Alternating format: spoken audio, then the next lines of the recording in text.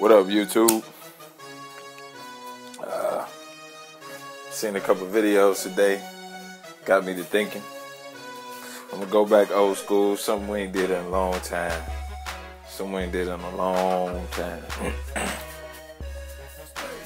One thing that got me, you know what I'm saying, kind of hype. I finally watched the Sergio Martinez Chavez Jr. fight. And that was a damn good fight. You know, I got a lot of respect for both guys. The motherfuckers fought. You know, they fought. They got in there and did their motherfucking thing. And I heard people say fight of the year and all that shit, but it was a damn good fight, but not that damn good. Now, I'm gonna go talk about some of the fights, or in my opinion, the best fights that I've actually watched.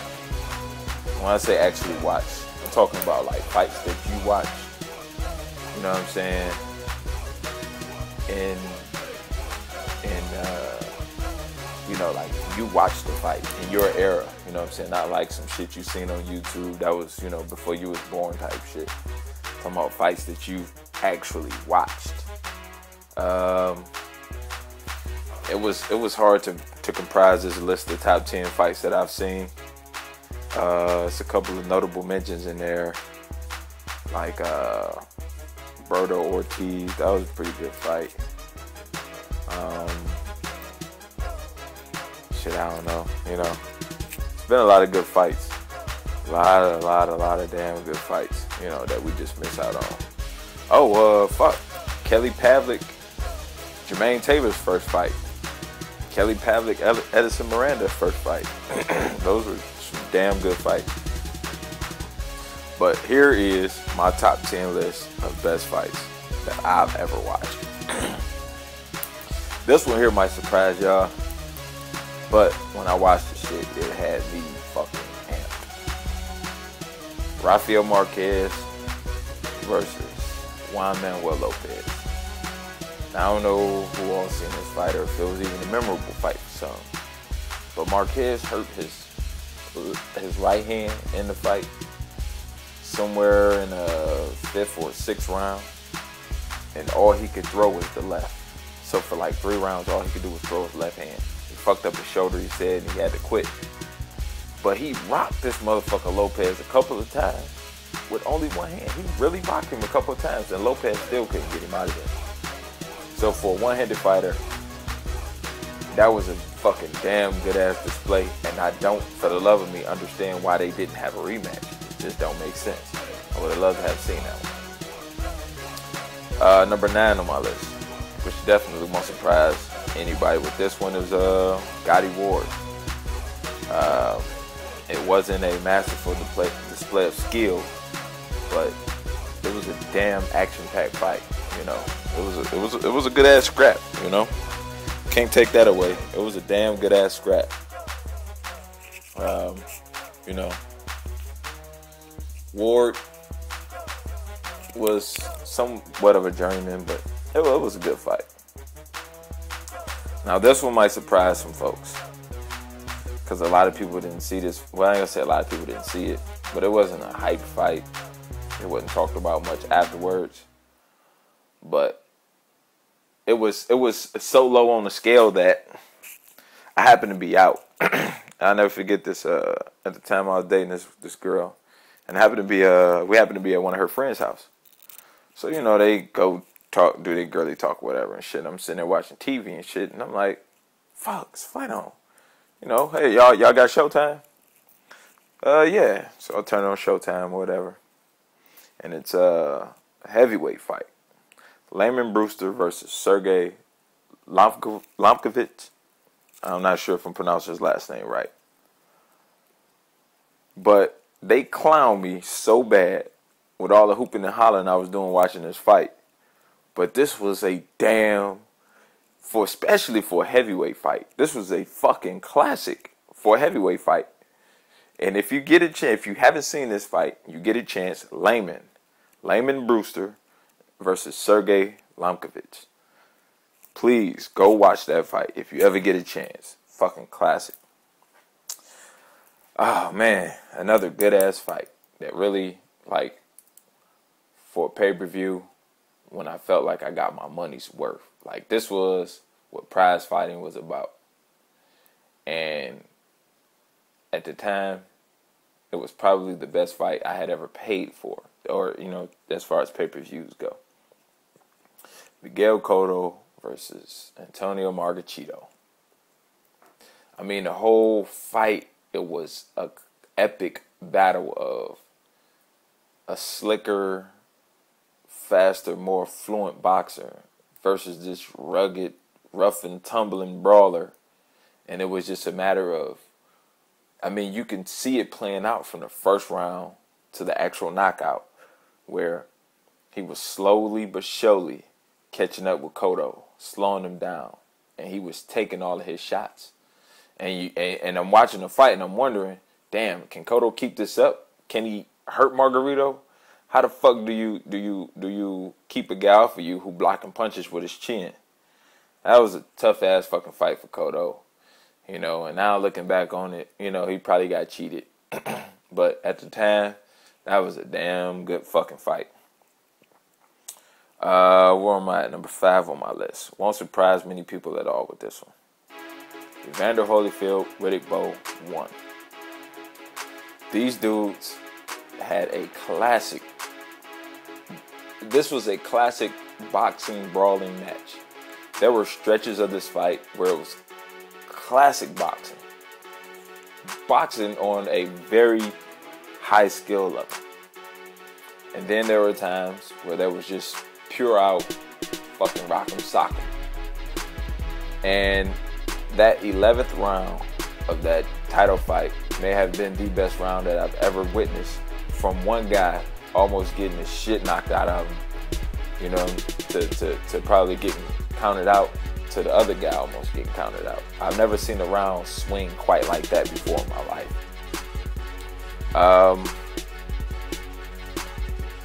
Number, what is this, 4 on my list? 5? Number 5 on my list. I'm sorry. That one must have been number 6. Number 5 on my list. Number 5 on my list. Some might know him as Emmanuel Burton or Emmanuel Augustus. ESPN Friday Night Fights, Mickey Ward. These two motherfuckers put on a show. And it was classic, you know, boxer versus brawler, you know. And I was used to Emmanuel Augustus, or I think at the time it was Emmanuel Burton, you know, being slick, cute, dancing around in the ring, drunken master and shit, who is still one of my favorite fighters of all time, actually. And the dude could fucking fight. His record don't show it, but the dude could fucking fight. These two motherfuckers put on a classic of a fucking fight. And ESPN used to show that shit all the time, and I used to watch it every time. You know, and the difference in the fight was Ward had a knockdown, I want to say in the 7th round with a body shot. But this was 10 classic rounds of boxing. 10 classic rounds. Another one, number 4, which won't surprise many people at all.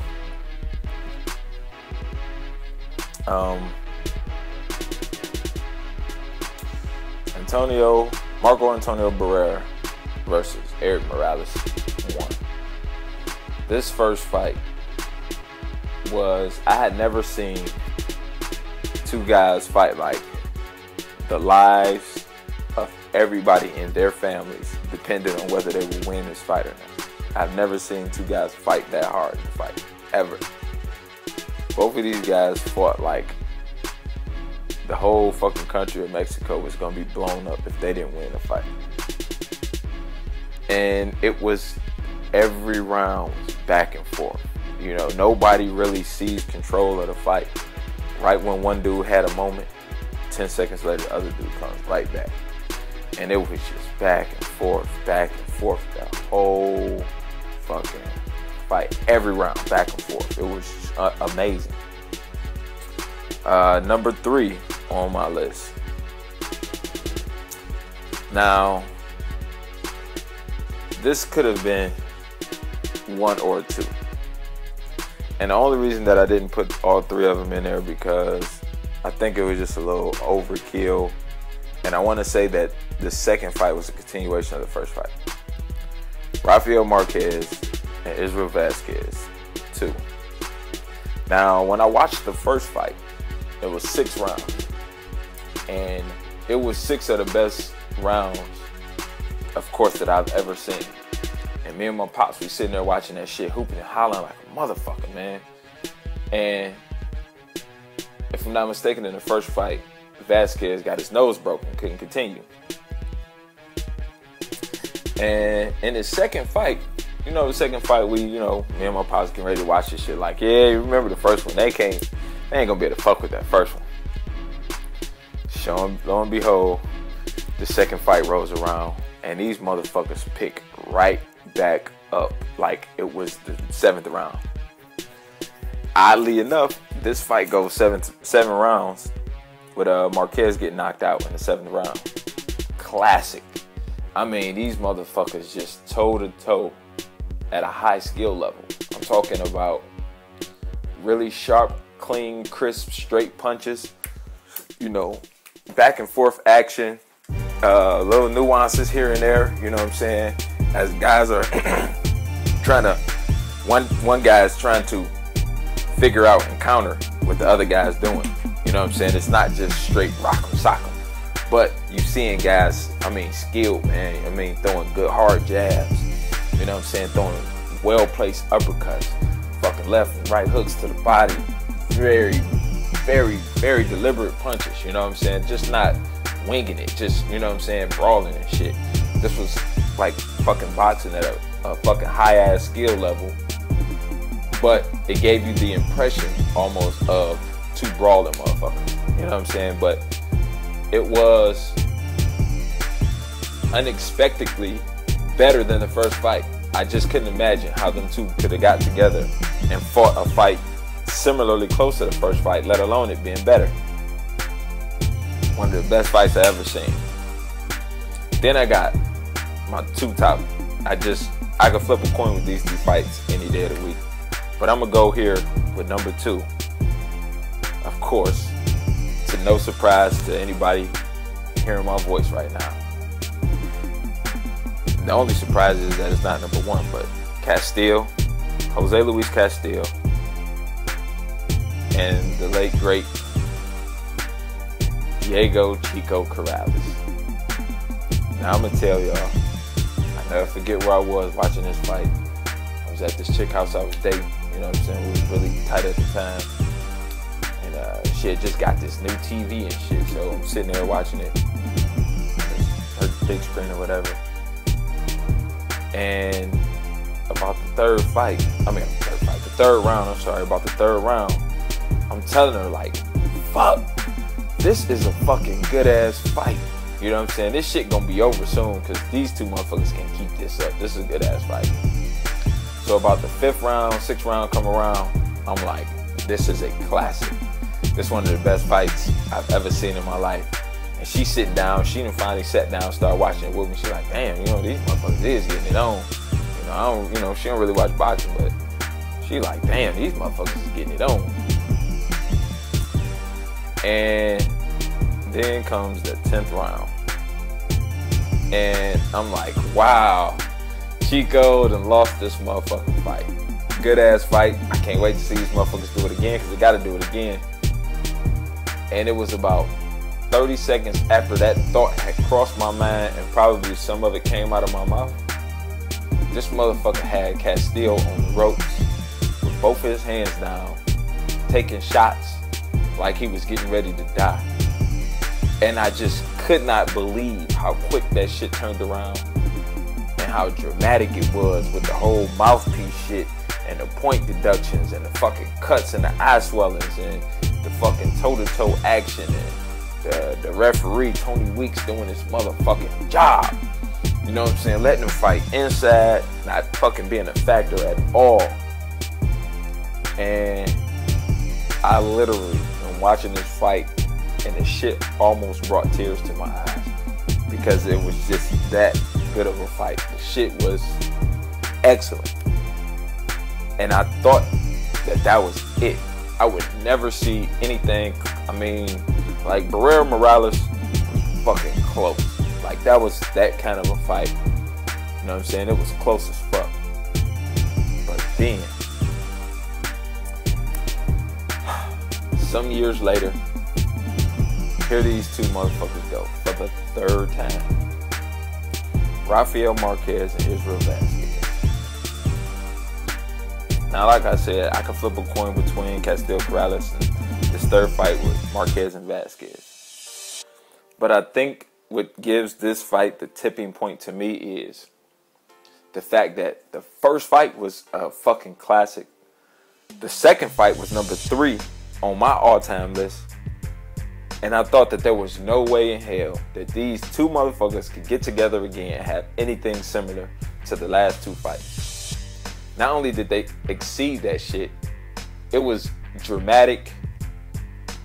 It was filled with drama. It was back and forth, toe to toe, highly skilled action from the fucking first second of the fucking fight to the very last second of the fight. For those who haven't watched this trilogy, well, actually they fought 4 times, but the 4th fight didn't even fucking matter. And the sad part about it is, I'm a Marquez fan. Juan Manuel Marquez is my favorite active fighter, and I love his brother, Rafael Marquez. I like the way they fight, you know what I'm saying? Their skill level and IQ level in the ring. I love it. I think that the 4th fight was overkill. Even though my guy lost both of the, you know what I'm saying, 2 out of the 3. And he lost the most important out of the 3 to me. There was no reason for a 4th fight. There was nothing more. They could not have.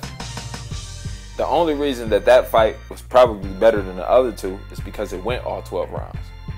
All 3 of the fights was the same action in every fucking fight. And even though it was the most action-packed fight I've ever seen in my life, there was no need for a 4th fight. If y'all get my drift. There was no need for a 4th fight. They ended up fighting again, and Marquez knocked him out in the 4th round or some shit. Vasquez had some fucked up eye problems or something, and, you know. But it was a dud compared to the other 3 fights. But that fucking 3rd fight, man, the last round with the knockdown, and it was still, if I'm not mistaken, a split decision. It was the most action-packed, high level of skill fight that I've ever witnessed. And it went all 36 minutes, all 12 rounds. Those 2 guys have the best trilogy that I've ever seen. Better than Barrera Morales, better than, I don't know, I've never actually witnessed a trilogy myself that was better than Marquez and Vasquez ever in my life. And that 3rd fight, there was no fight. The only fight that's comparable to that fight is Castillo Corrales. Ah, boy, I wish I could sit down and watch that shit. I got a DVD of it somewhere, tucked around somewhere. I gotta find that shit. Yeah, that's my baby. That fucking fight, that is, I could put that shit on anytime and watch that motherfucker there. But that's my 2.5 cents. My top 10 most exciting fights that I actually personally witnessed. I would love to hear all y'all niggas favorite fights, most exciting fights, or however you want to put it. I would love to hear what fights had y'all feeling the way I was feeling when I was watching these fights. Alright, YouTube.